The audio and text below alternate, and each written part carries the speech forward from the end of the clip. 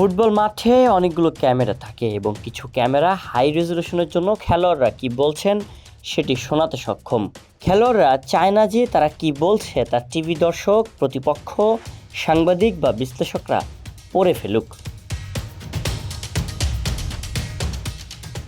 খেলার সময় বা বিরতিতে খেলোয়াড়রা পরবর্তী কৌশল, পাস, মুভমেন্ট বা পরিকল্পনা নিয়ে কথা বলে থাকে। প্রতিপক্ষ যেন তা আগে থেকে বুঝতে না পারে, সেজন্য তারা মুখ ঢেকে কথা বলে।